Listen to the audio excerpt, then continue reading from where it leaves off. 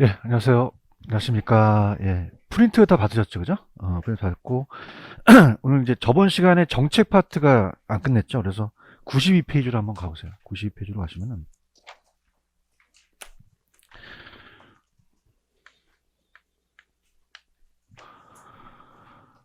저번 주에 그 조세 정책 할 차례 맞죠, 그죠? 들어가도록 할게요.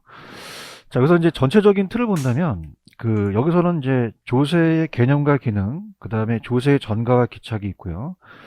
그 다음에 이제 오른쪽 개념 플러스 가시면 헨리 조지라는 이론 아시죠? 그죠? 요거하고, 그 다음에 넘겨보시면은 그 탄력성에 대한 재산세 전가고, 그다음 양도소득세 경제효과의 동결효과라는 게 있죠. 그죠? 여기서까지 가는데, 일단은 92페이지로 한번 가보세요. 92페이지 가시면은,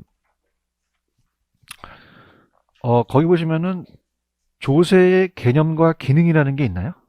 찾았습니까? 그래서 이제, 조세의 기능이 좀 나와요. 조세의 기능이. 그 두 가지만 좀 제가 찍겠습니다. 거기 보시면은 부동산의 자원 배분이라는 게 있죠. 요거 현관펜 치시고요. 자원 배분하고 그 다음에 두 번째는 양가로 3번에 소득지분배라는 단어가 있나요? 요거 그래서 이 두 가지가 이제 가장 좀 많이 물어봅니다. 소득지분배. 그러니까 소득지분배라는 자체를 본다면 세금은 없는 사람한테 걷어야 돼요. 있는 사람한테 걷어야 돼요. 그래서 상속세, 증여세를 걷어서 없는 사람을 나눠서 사회 계층 간의 소득 불균형 문제를 해소한다는 단어가 있죠. 그죠?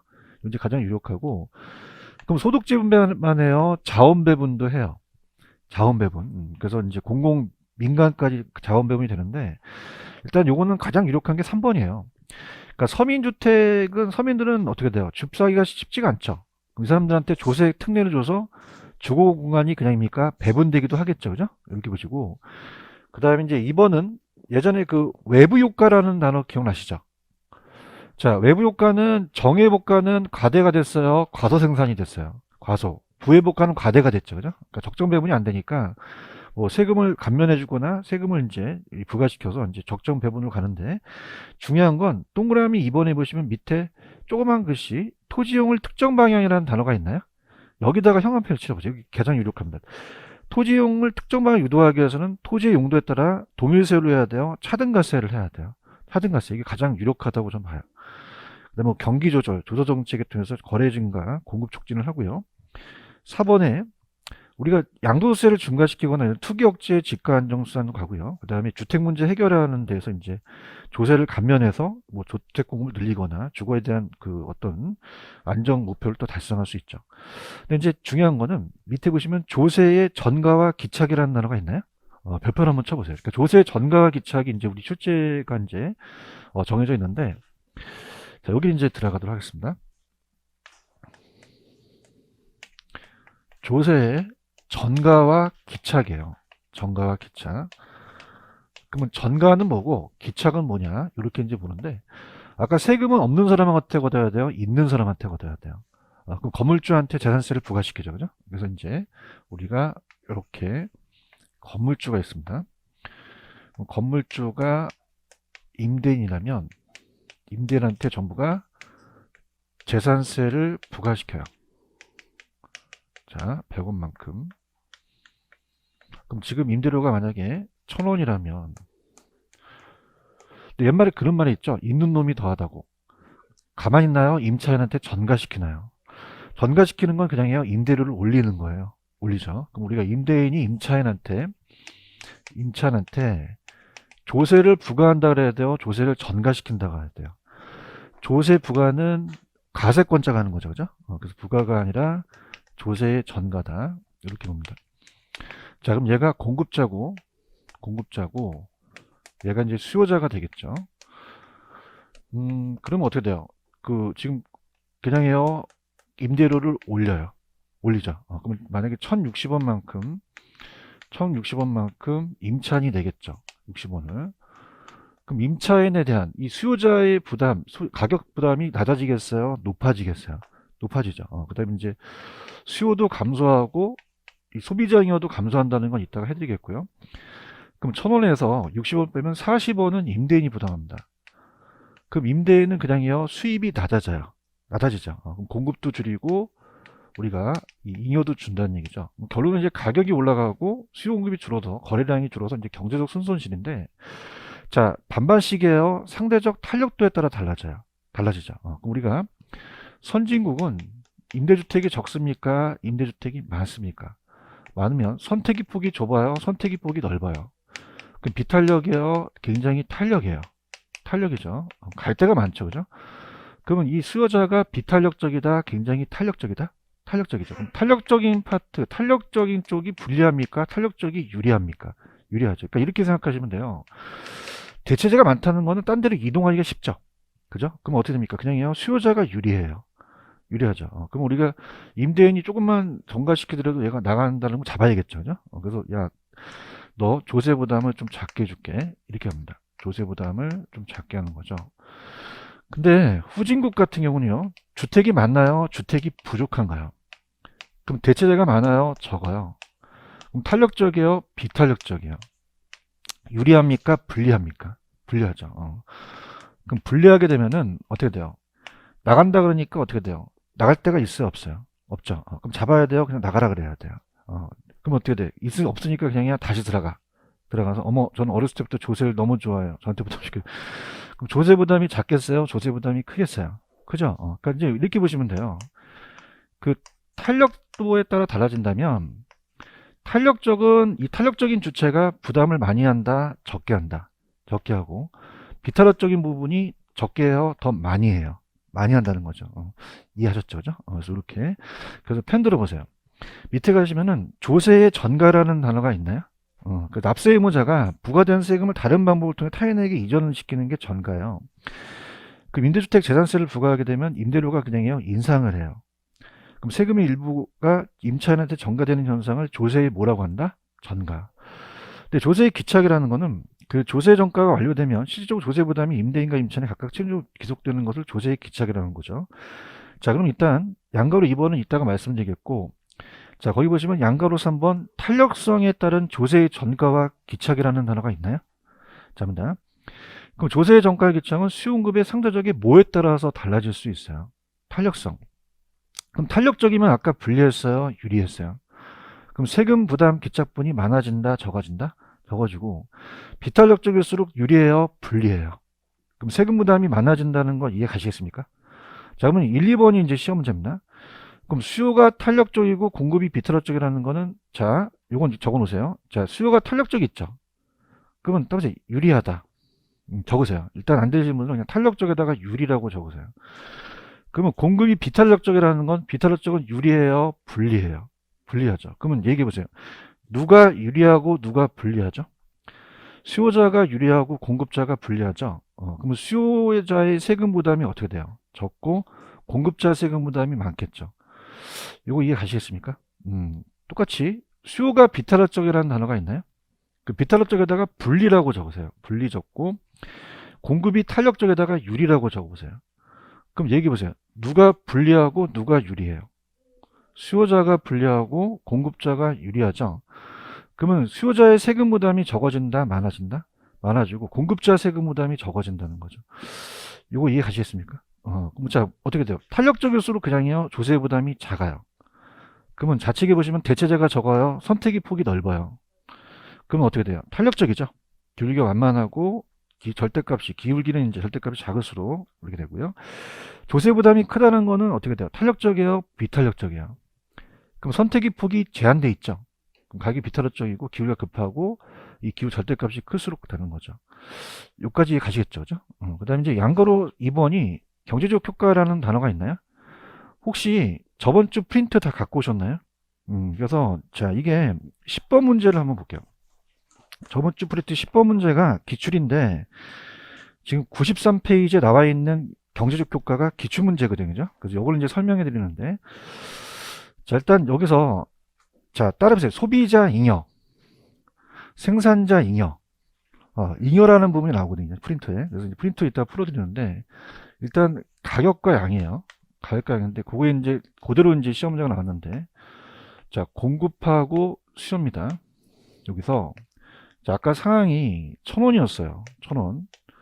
자, 그러면은 자, 여기서 양이 된다. 10개가 됐다. 자, 그럼 들어보세요. 자, 공급자한테 재산세를 부과시키면 공급을 하겠어요? 공급을 줄이겠어요? 줄이죠. 그럼 우측이에요? 이게 좌측이야. 좌측으로 가겠죠. 그죠? 근데 이제 어떤 걸 이제 이 10번에 나와 있냐면 소비자잉여와 생산자잉여가 시험지에 나왔거든요. 그죠? 그럼 전체 수입에서 이 칩 한 주개 만드는데 그냥입니까? 생산비가 들어갑니까? 들어가죠. 들어가면은 자, 어차피 요 정도가 이제 이 공급곡선 밑에 비가 따보세요. 생산비. 근데 어떻게 돼요? 이걸 더 받았죠. 그래서 제가 요 빨간색으로 이렇게 칠하는 거를 자, 요걸 따라합니다. 생산자 잉여. 이 잉여가 준단 말이에요. 그죠? 생산자 잉여가 줄고요. 이 그래프를 그렸어야 돼요. 그죠? 이게 생산자 잉여가 감소한다는 자체만 하는 게 아니라 그래프가 그려져야지 느낌이 오거든요. 이게 무슨 잉여라고요? 그러면 여러분들 소비자 잉여도 없을까요? 소비자 잉여도 있을까요? 있겠죠. 그러니까 소비자는 요만큼을 지불하려고 했어요. 요만큼만 지불하면 되겠죠. 그죠? 그래서 이 노란색이 따라해보세요. 소비자 잉여. 이 잉여들이 감소한다는 얘기죠. 그죠? 소비자 잉여. 자, 그러면은 소비자 잉여입니다. 자, 우리가 자체적으로 이 재산세라는 건 가격입니까? 가격 이외입니까? 가격 이외죠. 그럼 곡선상의 점이동이에요? 곡선 자체 이동이에요? 자체 이동이죠. 그래서 이제 이게 아직 시험 문제 안 나오는데 어떻게 나오냐면 자, 이 곡선이 따라서 좌상향 이동. 어떻게 이동한다고요? 좌상향 이동. 이렇게 이동하는 거죠. 지금 보고 계시죠? 그죠? 그럼 좌측이라는 것은 양은 그냥이요. 양은 감소를 해요. 감소를 하고 가격은 올라갈 수밖에 없다는 거예요. 자, 그럼 어떻죠? 좌상향 이동한다. 자, 그러면 재산세를 100원을 부과시킨 것만큼 누가 부담하냐가 탄력성에 따라 달라지죠. 그죠? 근데 이제 탄력성이니까 보시고요. 자, 그럼 요렇게 해서 요 100원이라는 단어가 있죠. 자, 그러면은 자, 그냥입니까? 아까 가격 올립니까? 올렸죠. 올리면 1060원으로 올려버렸어요. 그러면 60원만큼 그냥입니까? 소비자가 부담합니까? 그러면 소비자가 부담하는 그 수요자의 금액이 낮아지겠어요? 부담이 높아지겠어요? 높아지죠. 자, 요 노란색을 따보세요. 소비자 잉여. 자, 아까 전체적인 삼각형에서 얘가 먹는 건 요것밖에 안 됐죠. 그럼 소비자 잉여가 증가하겠어요? 소비자 잉여가 감소를 하겠어요? 감소하죠. 그래서 요만큼 자, 따르세요. 빵꾸가 났다. 어떻게 했어요? 요만큼 잉여가 없어진 거예요. 그죠? 세금은 걷어갔지만 얘 잉여가 줄어든 거죠. 무슨 말씀인지 아시죠? 그죠? 요 빵꾸 난 걸 따보세요. 경제적 순손실. 순손실이라거든요. 경제적 순손실. 그 다음에 가볼게요. 그러면은 여러분이 생각하실 때 100원에서 60원 빼면 40원이죠. 그럼 40원은 그냥입니까? 공급자가 냅니까? 공급자는 1000원에 팔았어요. 960원에 팔았어요. 그럼 수입이 높아졌어요? 수입이 낮아졌어요? 낮았죠. 그럼 자, 아까 요 빨간색이 따보세요. 생산자 잉여. 자, 세금은 가둬가지고 얘 잉여가 그냥입니까? 줄어들었습니까? 그 다음에 어떻게 돼요? 요만큼 따보세요. 빵꾸가 났다. 잉여가 없어진 거죠. 아예. 그죠? 그럼 요거를 따보세요. 경제적 순손실. 자, 따보세요. 빵꾸가 났다. 둘 다 났다. 그러면 경제적 순손실이 발생할 수가 있다는 얘기예요. 무슨 말씀인지 아시겠죠? 그죠? 지금 여러분들 프린트 10번 보고 계셔요? 합니다. 자, 주택구입에 대한 거래세 현상에 따른 경제적 후생의 변화로 틀린 것은 이제 25회 때 출제가, 26회 때 출제가 됐는데, 자, 1번, 2번 이제 잡아보세요. 1번에 보시면은, 자, 합니다. 수요 곡선이 공급 곡선에 비해 더 탄력적이죠. 대답해 보세요. 그러면 누구에 비해 탄력적이에요? 수요가 공급에 비해 탄력적이죠. 그런가요? 그러면 누가 유리하겠어요? 공급자가 유리하겠어요? 수요자가 유리하겠어요? 수요자가 유리하죠. 그러면 누가 부담이 더 많아지죠? 공급자 부담이 더 크겠죠. 화이팅 하세요. 근데 2번은 그냥입니까? 주어가 바뀌었죠. 자, 이건 이렇게 가세요. 따보세요. 공급이 수요에 비해 탄력적이다. 그럼 누가 더 탄력적이라는 얘기죠?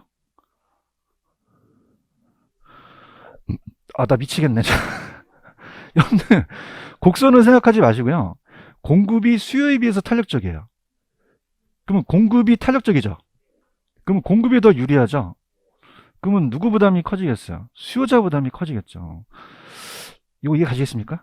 그 다음에 이제 아직 안 나갔지만은 자, 테마가 11번에 5번을 한번 보세요. 5번을 보시면은 토지의 공급이 그냥입니까? 가격 탄력성이 제로입니까? 제로죠. 따라서 완전 비탄력적. 그러면 공급자가 그냥요 완전히 불리해요. 완전히 불리하죠. 그런가요? 그러면 그냥요 공급자가 다네요. 다네죠. 지금 5번은 보고 계신 거예요? 그럼 우리가 토지 소유자가 공급자거든요. 그럼 공급자가 자 갑돌이가 지주면 자 지대를 올려야 되는데 전가시킨다 전가를 못 시킨다 못 시켜요. 그럼 토지 소유자 조세 부과 시 토지 소유자가 전부 부담한다는 건 이해 가시겠습니까? 이해하셨어요?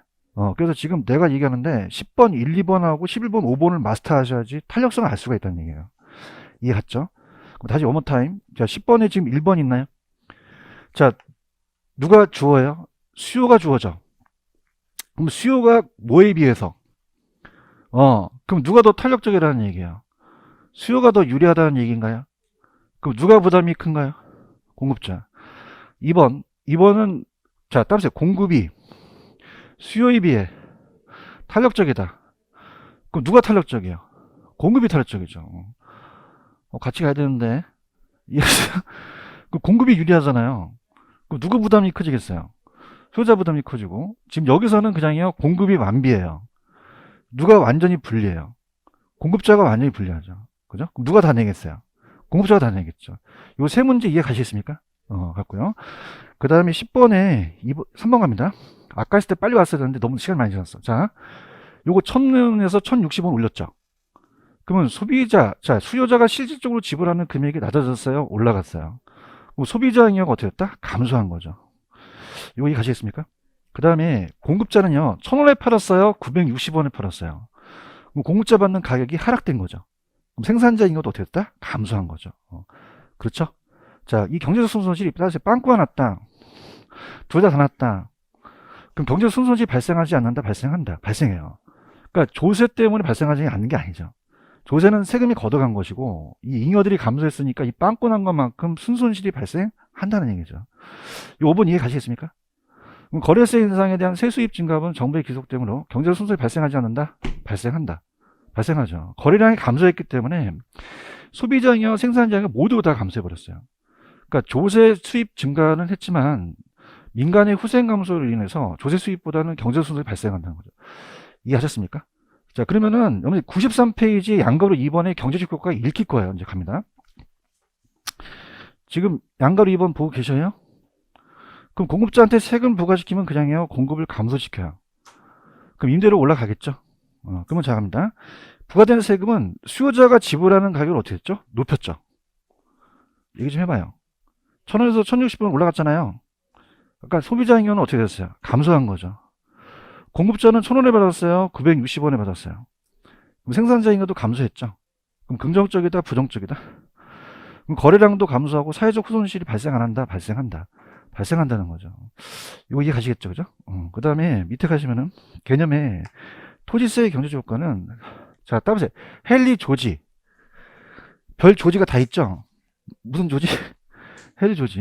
이게 이제 아까 헨리 조지가 아까 그 탄력성이 완전 비탄력적이라는 얘기죠. 그죠? 그럼 들어보세요. 지금 박스 보고 계십니까? 갑니다. 자, 이게 우리 시험 문제는 제목이 헨리 조지의 토지 단일세 운동이라고 나와요. 헨리 조지의 토지 단일세라고 나옵니다. 잡니다.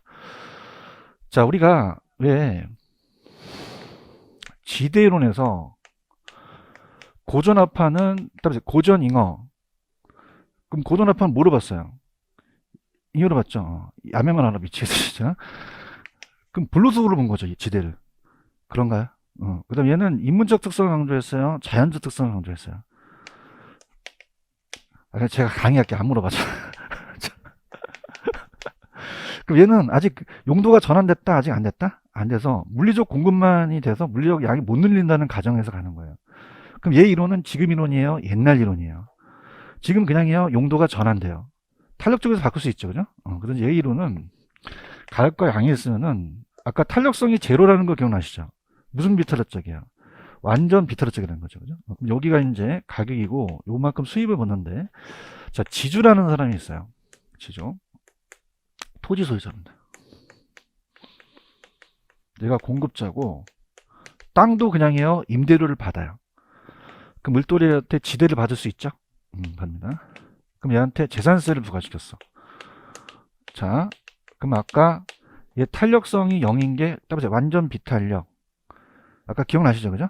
그럼 완전 비탄력이라는 것은 누가 완전히 불리하죠?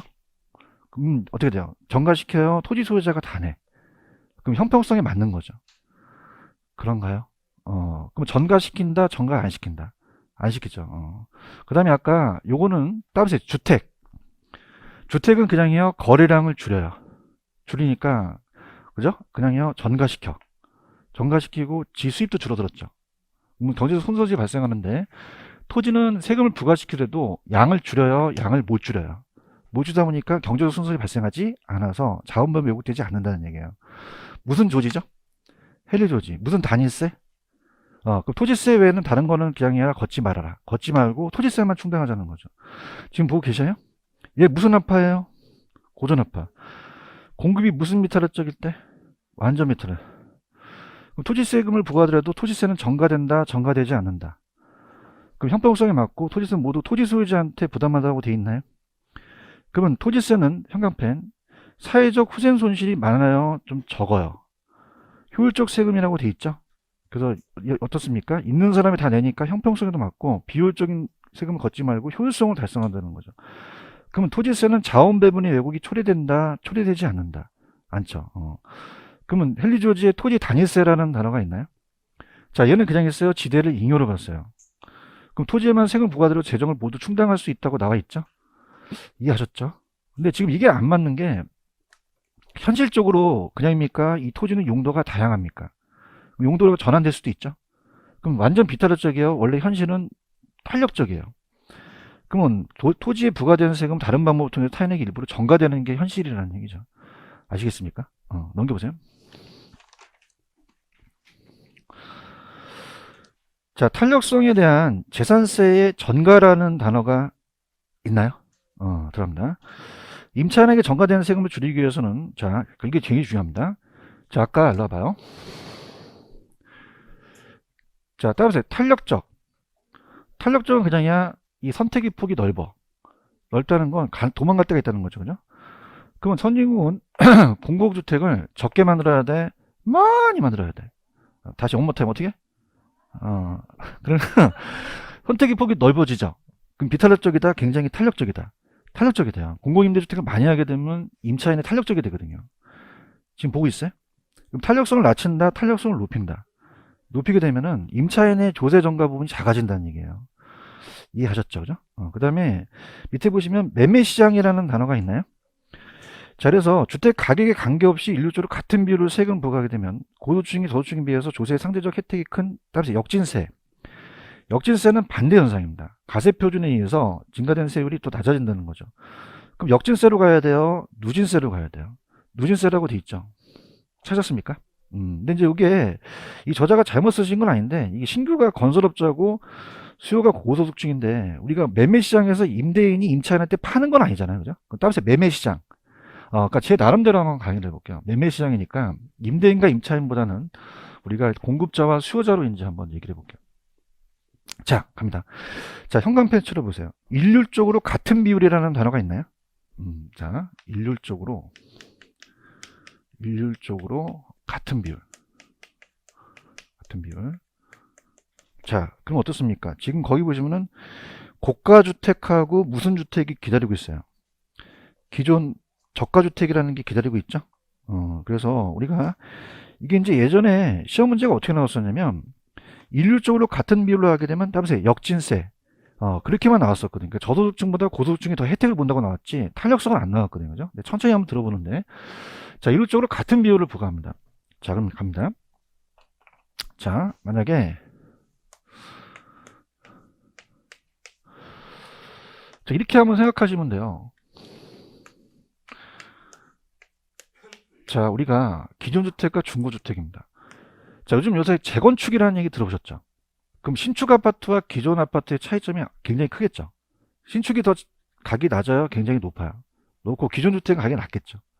그럼 우리가 만약에 지금 거기 보시면은 신규 고가주택이라는 단어가 있나요? 그럼 신규라는 것은 새로 지은 아파트예요. 그죠? 신규. 그래서 5억은 이제 그냥 금액을 낮추고 5억하고 거기가 고가주택이라고 돼 있죠? 그럼 고가주택을 살 수 있는 거는, 자, 이 수요자가 저소득층이에요? 고소득층이에요? 고소득층이죠. 근데 지금 거기 보시면은 기존주택, 저가주택이라는 단어가 있나요? 저가주택. 그래서 저가주택은 기존주택, 저가주택입니다. 저가주택은 만약에 1억이다. 그럼 요거는 어떻게 돼요? 저가주택은 고소득층이에요? 저소득층이에요? 고소득층. 그래서 이게 수요자가 되는 거죠.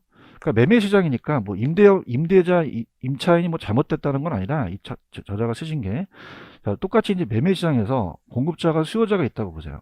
자, 그냥입니까? 같은 비율입니까? 같은 비율. 취득세라고 들어보셨죠? 그죠? 그럼 취득세를, 뭐 취득세가 10%는 아닌데 10%만큼 얘한테 우리가 정부가 취득세를 이제 부과시켰어요. 자, 그러면 그냥입니까? 이 탄력성에 따라 달라집니까? 그죠? 그러면 자, 책에 보시면은, 자, 신규 주택은 아직 지었어요? 안 지었어요? 그러면 공급하기가 쉬워요? 공급이 어려워요? 그럼 탄력적이다? 공급이 비탄력적이다? 비탄력적. 지금 보고 계시죠? 그죠? 공급자가 굉장히 비탄력적이에요. 근데 여기서 말하는 이 수요자는 저소득층이에요? 고소득층이에요? 그럼 고가주택을 살 수 있는 사람은 주택 구매력이 낮겠어요? 구매력이 높겠어요? 높기 때문에 언제든지 탄력적으로 반응할 수 있죠. 그럼 얘는 탄력적이라는 거죠. 자, 그럼 얘기해 보세요. 비탄력적은 유리하다, 비탄력적은 불리하다. 탄력적은요, 유리하죠. 그럼 어떻게 될까요? 얘 부담이 작고 얘 조세 부담이 커지겠죠. 그런가요? 그럼 어떻습니까? 얘가 10%에 대해서 지금 고지서가 5천만 원 날라왔는데 그냥요, 얘한테 전가시켜요. 전가시킬 수 있죠. 우리가 왜 고가 아파트가 안 팔리면 취득세 면제급 주고 그런 거 들어보셨죠, 그죠? 그럼 얘가, 야, 나 500만 원만 낼 테니까 너 4,500만 원 내. 예, 알겠어요. 그러는 거야. 그럼 얘는 많이 냈어. 얘는 적게 냈어. 적게 냈다는 거죠. 이해 가셨어요? 근데 이제 매매 시장이니까, 자, 기존 있는 얘가 어떻게 됩니까? 이 저소득층한테 이걸 팔 수도 있죠. 근데 이제 공급자를 본다면, 자, 이 기존 주택은 그냥입니까? 이미 지어져 있습니까? 그럼 공급하기가 쉽죠. 그럼 탄력적이에요? 비탄력적이에요? 탄력적. 탄력적은 불리해요? 탄력적은 유리해요? 근데 저소득층들은, 자, 구매력이 낮죠. 그럼 굉장히 비탄력적이기 때문에 유리하다, 불리하다. 불리해요. 그럼 얘 부담이 커지고 얘 부담이 작아진다는 거죠. 전가를 못 시킨다는 얘기예요. 자, 그럼 어떻죠? 만약에 여기서 1억에서 1천만 원에 대한 게 나왔으면은, 야, 내가 900만 원 낼 테니까 너는 100만 원만 내라. 그럼 어떻게 될까요? 고소득층은 따라서 500만 원, 저소득층은 900만 원. 그럼 누가 더 많이 냈어요? 저소득층이 많이 냈죠. 그래서 이걸 따라서 역진세. 역진세는 반대 현상이 나타난다는 거죠. 그런가요? 그러면 일률적으로 같은 비율로 하게 되면 우리 시험 문제는 무슨 세가 나타난다? 역진세가 나타나요. 그럼 역진세로 가야 돼요? 누진세로 가야 돼요? 누진세 차등가세로 가야 된다는 거죠. 그렇게만 알아두세요. 그죠? 그래서 시험 문제가, 만약에 시험 문제가 같은 비율로 세금을 부과하게 되면 역진세, 자, 차등가세입니까? 역진세가 나타납니까? 고가 저보다 더 유리하죠. 그죠? 그러면 어떤 걸로 가야 돼요? 누진세나 차등가세로 가야 되는 거죠. 이해하셨습니까? 그래서 강의를 이렇게 안 하려고 했는데, 우리 기분 나쁠 때 역진세는 좋은 거예요? 기분이 안 좋은 거야? 안 좋은 거죠. 이렇게 안 하려고 했는데, 아이씨, 기분 나쁠 때 이렇게 역 같은 일이 있어 그런 얘기하죠. 안 하려고 했는데, 그죠? 그럼 좋은 거야? 안 좋은 거야? 안 좋으니까 누진세로 가야 되죠. 이거 하기 전에 굉장히 고민을 많이 해봤어요. 그죠? 근데 이제 분위기상 안 할 거 그랬어요. 자, 그 다음 밑에 보시면 양도소득세라는 단어가 있나요? 따라서 동교롭가. 동교롭가 굉장히 잘 떠요. 그래서 이제 동상을 들으신 분들도, 실무하신 분들은 이 문재인 대통령 정권을 2017년, 자, 따라서 파리 정책. 파리 정책이 양도소득세에 대한 걸 이제 했거든요. 그래서 파리 정책 때 양도소득세를 중과시킵니다. 그러면 여러분들 어떻게 됩니까? 그냥이 돼요. 시간을 좀 줘야 돼요. 그럼 2018년 4월달까지 양도소득세를 중과시킬 테니까 물량을 내놓으라 그랬죠. 그럼 정부 생각에서는 지금 가지고 있는 물량이 쏟아져 나올 수 생각했어요. 그럼 그냥이야 공급이 늘어날 거야. 그럼 가격이 내려가죠. 근데 이건 그냥이야 정부 생각이야. 정부 생각이죠. 그죠? 물량을 내놓는다, 안 내놓는다? 안 내놔요. 그걸 따라서 동교롭가. 이건 따라서 꽁꽁 얼어붙는다. 물량이 나와, 안 나와? 잠겨버려요. 그죠? 그러면 동교롭가가 발생하게 되면 오히려 공급이 증가한다, 감소한다? 감소하고 가격은 상승할 수 있다는 거죠. 이거 이해가시겠어요? 지금 어디 하는지 아세요? 양도세 동결효과 있어요? 자, 투기 억제를 위해서 양도세 중과했는데 부작용이 나타날 수 있어. 납부하지 않고 그냥이야 처분을 기피해. 이게 따라서 동결효과. 물량이 나와 안 나와? 잠겼지. 공급 증가 감소. 그럼 가격 어떻게 돼? 상승할 수 있다는 거죠. 거래량도 감소될 수 있다는 거죠. 이해하셨죠? 그죠? 그럼 자, 아까 제가 10번은 풀어드렸죠? 그럼 11번도 답을 아니까 들어볼게요. 부동산 조세에 관한 설명 중 오는 것은 자, 소유자가 거주하는 주택에 재산세를 부과했어요. 그럼 수요가 증가하겠어요? 수요가 감소하겠어요? 감소하죠. 아니, 안 사잖아. 그럼 수요 감소하면 수요 법칙이 그냥이야 가격도 하락하죠. 그런가요? 자, 아까 임대주택에 재산세를 부과했어? 그럼 임대주택 공급을 증가시킬까? 감소할까? 감소하고 임대료가 상승하겠죠? 주택이 취득세율을 낮추게 되면 여러분들 수요를 어떻게 하겠어요? 감소하겠어요? 수요를 증가시키겠어요? 증가시키고. 아까 4번에 주택 공급 동결효과 아세요? 자, 물량이 나와 안 나와? 공급 증가, 공급 감소. 증가하면 안 되겠죠. 그죠? 그래서 우리가 주택 소유자 양도세를 납부하기 위해서 주택의 처분을 적극적으로 추진해? 이게 미쳤어? 그냥이야 물량을 안 내놔. 그럼 공급이 어떻게 된다? 감소할 수 있다는 거죠. 할 수 있겠어요?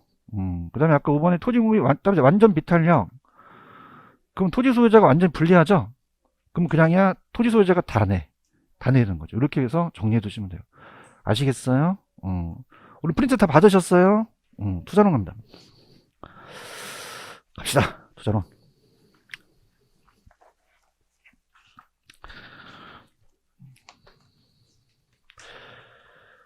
다른 책에 대한, 그러니까 체계에 대한 거는 뭐 잘못됐다고 보는 건 아닌데, 일단 개론의 흐름이 약간 틀려서 제 순서대로 먼저 갈게요. 자, 다음에 지렛대 효과. 자, 지금 오늘 프린트 다 받으셨죠? 그래서 문제는 지렛대 효과가 지문이 뜰 수 있고 계산 문제가 뜰 수 있어요. 근데 이제 중요한 거는 지문이 뜬다면 1번에 보시면 그게 다 기출문제거든요. 그죠? 그래서 이걸 마스터 하셔야지 1번만 딱 보시면은 우리가 지렛대 효과는 지문은 마스터 하십니다. 근데 이제 중요한 거는 2번 문제에 계산 문제가 하나 있나요? 이게 우리가 27회 때 나왔는데 이의시청 들어갔던 문제였어요. 그죠? 그래서 이걸 가지고 이제 얘기를 하는데, 자, 일단 제가 유도해 볼게요. 자, 페이지로 갑니다. 자, 페이지로 가시면 104페이지로 한번 가보세요.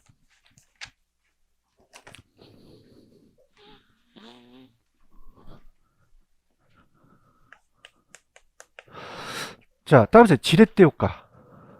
레버리지. 찾으셨습니까?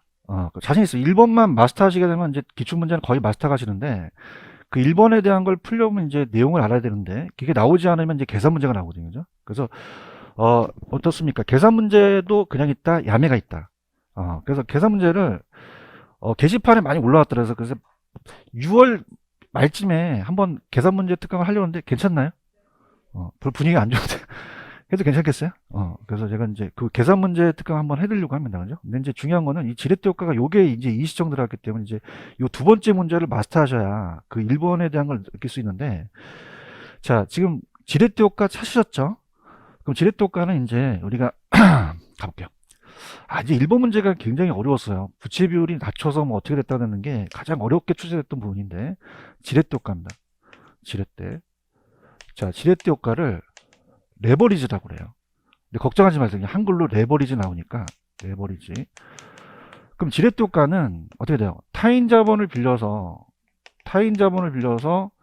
어떻게 돼요? 그럼 지렛대 효과가 커지면서 수익률이 낮아지겠어요? 수익률이 높아지겠어요? 높아지는데 그걸 따라서 자기 자본 수익률에 터치를 해요. 총자본이 아니라. 그래서 자기 자본 수익률입니다. 자기 자본 수익률. 자기 자본 수익률이 높아진다는 거죠. 근데 중요한 건 수익이 높아지면 그냥입니까? 위험도 증가합니까? 위험도 증가해요. 그래서 레버리지 나오면, 자, 따라서 무조건 위험 증가.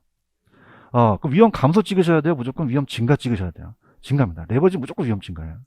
무슨 얘기인지 아시겠죠? 그 다음에 이제 우리가 이 계산 방식을 예전에 해드렸는데, 지금 2번 문제가 27회 때 나오고 이의시청 들어갔던 문제였거든요. 이 감정평가 문제를 뺏겨낸 건데, 일단 지렛대 효과를 한번 볼게요. 우리가 평범하게 나오는 문제가, 자, 할게요. 자, 1억을 투자했어요. 자, 이걸 총투자액이라고 합니다. 총투자액이라고 하고, 순영업소득이라는 얘기 들어보셨죠? 그래서 이제 이게 그 순영업소득이 우리가 순수익을 얘기하거든요. 2천만 원. 그래서 자, 표현이 이제 박스를 보시면은 자, 갑니다. 따라서 총 자본 수익률. 총 자본 수익률이라는 글씨가 있죠. 이게 이제 전체 수익률이에요. 총 자본이. 전체에 대한 수익률을 총 자본 수익률이라고 합니다. 그 밑에는 총 자본 1억 들어가고 2천만 원에 대한 우리가 20%가 수익이 되죠. 근데 지렛대효과는 내 돈만 투자하여 타인 자본을 빌려요. 그러면 타인 자본을 빌려서 자기 자본 수익률이 낮아져야 돼요? 높아져야 돼요? 자기 자본 수익률이 높아져야지만 지렛대효과를 발생할 수 있죠. 그죠? 자, 그러면은 우리가 중요한 거는 임대소득만 있어요? 양도 차익도 있어요? 그럼 가격이 상승할 수도 있죠. 그래서 가격 상승이라는 게 나오거든요. 가격이 만약에 2% 상승했다. 만약에 10%로 합시다. 그럼 그냥입니까? 1,000만 원을 더 벌었죠. 그럼 가격 상승이 있으면 그냥이 돼요? 이걸 더해줘야 돼요. 더해줘야 되죠. 1,000만 원. 그래서 이제 3,000만 원으로 가는데 가격 상승이 그냥 없다고 그냥 가정해 볼게요. 자, 그러면 자, 4,000만 원은 내 돈이에요. 자, 이걸 따라서 자기 자본이라고 하거든요. 자기 자본. 두 자로 따라서 지분. 지분은 남의 거야, 지 거야. 자기 거. 이 자기 자본 수익률을 구하라는 이 계산 문제가 나와요. 그러면 타인 자본은 6천만 원을 빌렸죠. 6천만 원. 자, 이건 따라서 타인 자본. 자, 이거를 우리 학교론에서는 따라서 저당이라는 자체는 돈을 빌린 거예요. 저당 수익률. 타인 자본 수익률. 자, 그러면 이게 연 10%다 라고 한다면, 자, 일단 자기 자본이라는 것은, 자, 따라서 내 돈이 내려간다. 그럼 4천만 원이 내려가죠. 그죠? 4천만 원에다가 그 다음에 자, 그냥입니까? 순소득이 있죠. 그 순소득 올리고 가격 상승도 있으면 올려놔야 돼요. 가격 상승이 없다고 그냥 볼게요. 자, 그러면 6천에 10%니까 600만 원을 빼줘요. 1,400만 원이 나오니까 따라서 35%. 그럼 자기 자본 수익률이 어떻게 해요? 전체 수익률보다 낮아졌어요? 높아졌어요? 높아졌죠. 자, 이걸 따라서 정의 레버리지 효과. 그럼 정은 어떻게 돼요? 자기 자본이 크죠.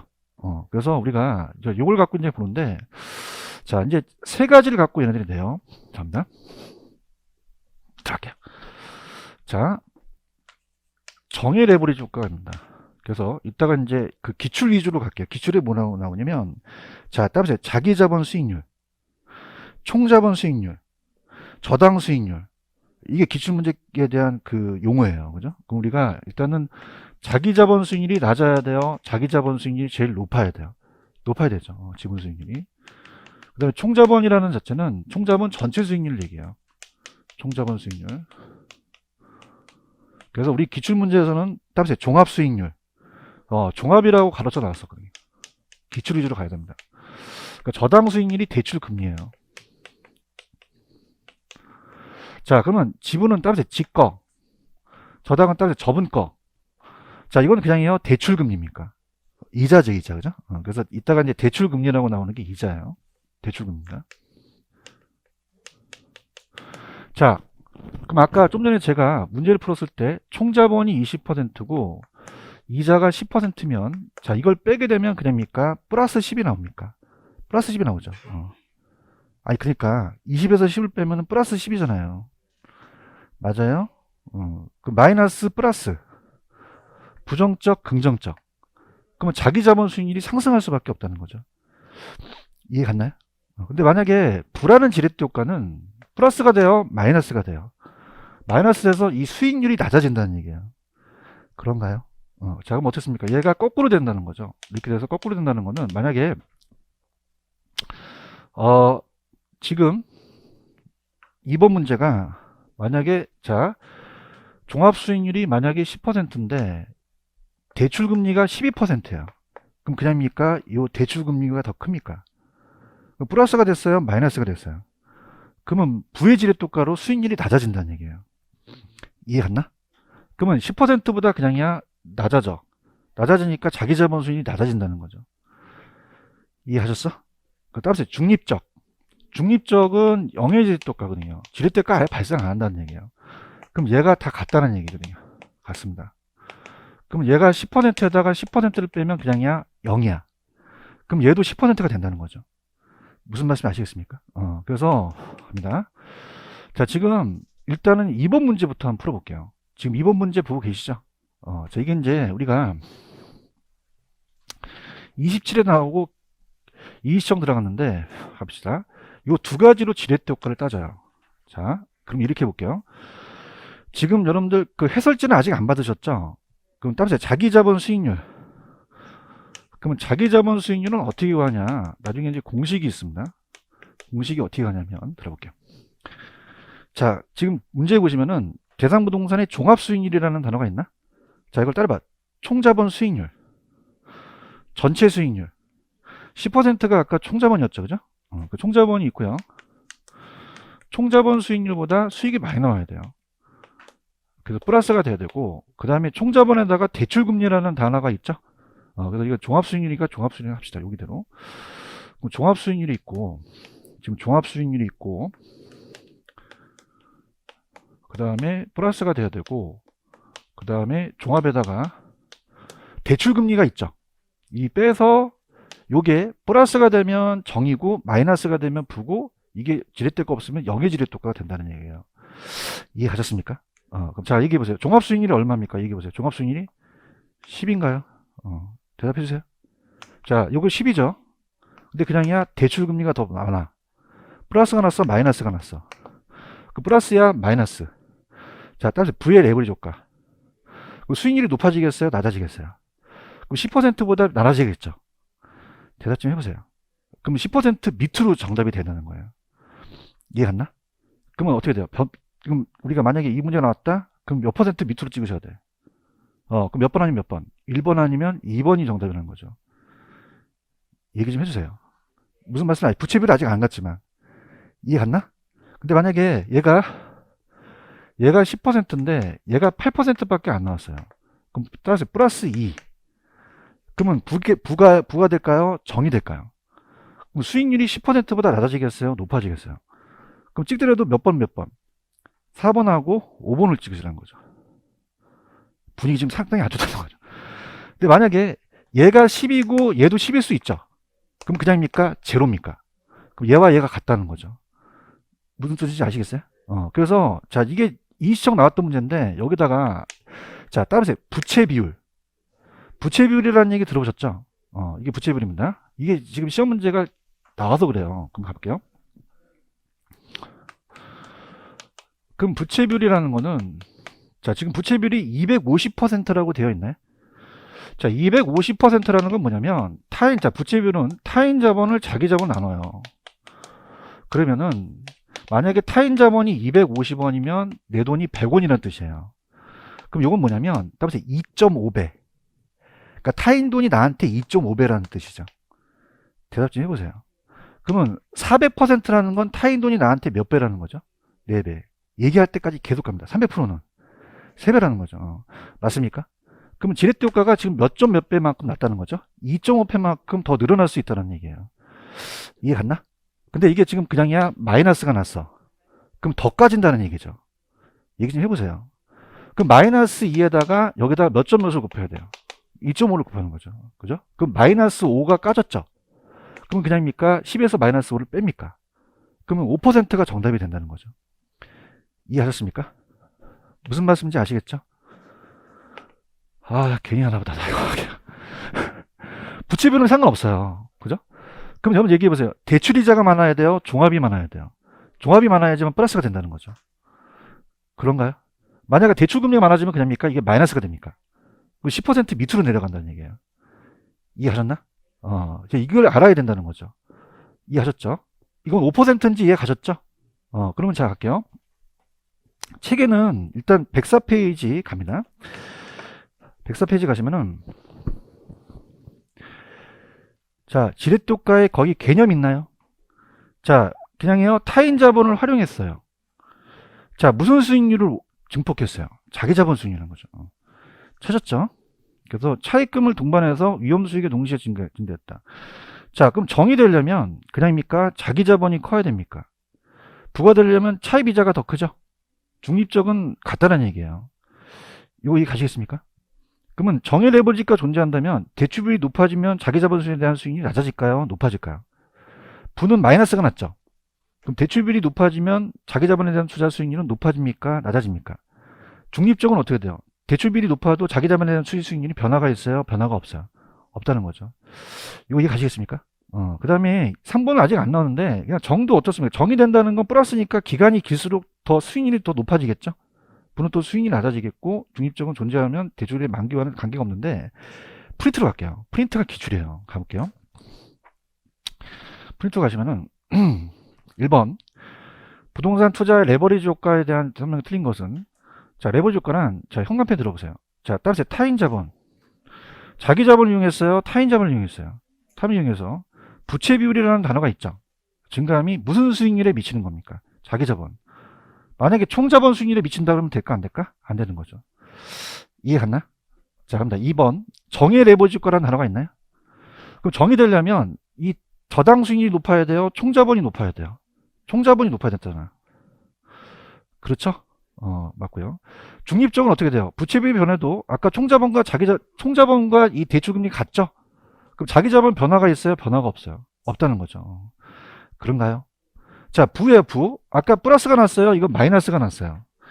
그럼 부채 비율이 이걸 부채 비율이 크더라도 어떻게 됩니까? 자기 자본은 상승한다? 무조건 하락한다? 하락하죠. 마이너스가 났으니까. 이해하셨어? 근데 5번이 중요합니다. 5번이 기출이에요. 5번의 별표. 이게 중요한 게 어떤 단어가 중요하냐면 봐봐. 아까 레버리지는 위험 증가다, 위험 무조건 감소다. 증가예요. 저를 믿으세요? 레버리지 나왔다, 위험 감소 증가? 증가입니다. 맞습니까? 근데 마지막 지문 때문에 제가 낸 거예요. 갑니다. 부의 레버리지가 발생할 경우는 부채 비율이 낮춰서 정의 레버리지 효과로 전환할 수 있다, 없다? 없다는 거예요. 대답 좀 해주세요. 자, 이게 봐봐. 일로 와보세요. 자, 저봅니다. 자, 10%보다 이게 플러스가 되지 마이너스가 되면 됩니까? 안 됩니까? 안 돼요. 대답 좀 해주세요. 근데 그냥입니까? 이거는 대출 금리가 높습니까? 그럼 플러스가 됐어요? 마이너스가 됐어요? 그럼 이건 항상 마이너스가 될 수밖에 없는 거죠. 그런가요? 그럼 부채 비율과는 상관이 있을까? 상관이 없을까? 없죠. 이걸 낮추든 높이든 전환되지 않는다는 거예요. 아시겠어요? 왜요? 그냥입니까? 항상 마이너스가 났습니까? 그럼 얘보다 낮아지지 얘와 전혀 상관이 없는 거죠. 대답 좀 해보세요. 자, 만약에 부채 비율을 250에서 100%로 낮추더라도 그냥입니까? 이 변화는 없습니까? 그럼 부채 비율을 낮춰도 정으로 전환할 수 있다 없다? 없다는 거죠. 다시 한다는 거죠, 제가. 아시겠습니까? 자, 이게 중요해요, 여러분들. 이게 감정평가 시험 문제거든요. 그죠? 그럼 부채 비율과는 상관이 있어요? 상관이 없어요?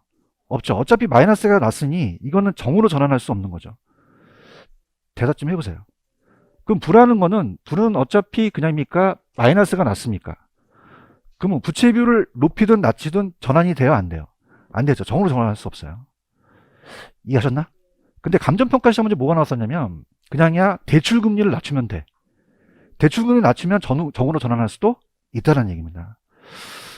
이거 이해 가셨죠? 그래서 지금 다시 갑니다. 지금 1번에 5번이 정답이라는 거 아시겠습니까? 자, 레버리지 나오면 그냥입니까? 위험 무조건 증가입니까? 증가요. 그 레버리지 효과가 지금 부라는 거는 그냥이요. 지금 이 수익률이 낮아졌어요. 그 부채 비율을 낮추더라도 전환이 돼요? 안 돼요? 안 된다는 거죠. 마이너스가 되니까. 대답 좀 해보세요. 그럼 부채 비율을 낮추더라도 전환된다, 안 된다? 안 된다는 거죠. 그죠? 근데 어떨까요? 대출 금리를 낮추면 어떻게 될까요? 전환될 수도 있다라는 게 예상 문제입니다. 무슨 말씀인지 아시죠? 그죠? 이해하셨죠? 그럼 자, 갈게요. 2번 문제 다시 갈게요. 들어갑니다. 자, 얘기해보세요. 이번에 종합수익률이 몇 %죠? 10%. 이걸 빼서 지렛효과라고 얘기했나요? 그럼 10에서 마이너스 12는 그냥입니까? 마이너스 2가 됐죠? 그럼 이건 정입니까? 이건 부입니까? 부죠. 도와주세요. 그러면 이 10%보다 높아지겠어요? 10%보다 낮아지겠어요? 그럼 찍더라도 10% 밑쪽으로 정답이 있다는 거죠. 이해 갔나? 근데 만약에 얘가 10인데 얘가 8이에요. 그러면 그냥입니까? 플러스 2입니까? 그럼 수익률이 낮아지겠어요? 높아지겠어요? 그럼 10% 넘어서 정답이 있다는 거죠. 굉장히 중요한 거는 건데. 근데 만약에 얘도 10이고 얘도 10이에요. 그럼 그냥입니까? 제로입니까? 그럼 얘도 10이 되는 거죠. 무슨 말씀인지 아시겠죠? 자, 이거 부채 비율을 낮춰도 전환됩니까? 안 됩니까? 안 되죠. 이걸 낮추더라도 상관없는 거죠. 부채 비율을 낮춰도 정으로 전환할 수 있다 없다? 없다라는 게 기출이라는 거죠. 화이팅 하세요. 그래서 1번 문제 위주로 가셔야 됩니다. 1번 문제가 기출이기 때문에 이게 돌려서 나올 수도 있어요. 무슨 말씀인지 아시죠? 그래서 1, 2번. 자, 따라서 지렛대 효과. 그래서 지문이 나오지 않고 계산 문제 나오는데, 계산 문제는 요 틀이 시험 문제가 이 시작하면 들어갔기 때문에 또 나올 수도 있다는 얘기예요. 이해하셨죠? 그죠? 근데 아까 계산 문제가 제가 아까 좀 전에 했던 계산 문제 있었죠? 그죠? 그거 들어가는데 나중에 또 계산 문제 특강 때 또 다시 한번 들어가도록 할게요. 이해하셨죠? 그럼 다시 정리합니다. 레버리지는 무슨 수익률을 증가시키는 거예요? 자기 자본 수익. 그 위험 감소다, 무조건 위험은 증가다? 증가죠. 맞나요? 자, 정의되려면 그냥 이래요. 자기 자본이 커야 돼요. 그러려면 얘가 얘보다 더 커야 된다는 거죠. 그런가요? 그럼 이게 어떻게 돼요? 마이너스가 돼야 돼요? 이게 플러스가 돼야 돼요? 마이너스가 되면 이게 낮아지겠죠? 대답 좀 해주세요. 자, 10에서 10을 빼면 그냥입니까? 제로입니까? 자, 그래서 서비스 중립적. 지렛대 효과 발생하지 않는다는 거예요. 이해하셨죠? 그럼 이번 문제는 어떻게 생각하세요? 이번 문제는 자, 정의예요? 부예요? 왜? 마이너스가 났으니까. 그런가요? 그럼 10% 밑으로 전환이 되겠죠. 맞나요? 자, 이거 정으로 전환할 수 있습니까? 전환이 안 됩니까? 안 되죠. 부채 비율을 낮추고 높이는 전환이 안 된다는 거예요. 이해 갔나? 근데 무슨 금리를 낮추게 되면, 대출 금리를 낮추게 되면 전환할 수도 있다는 거를 마무리하시기 바랍니다. 이해하셨죠? 여기까지. 조금만 쉬었다가 갈게요. 좀 쉬십시오.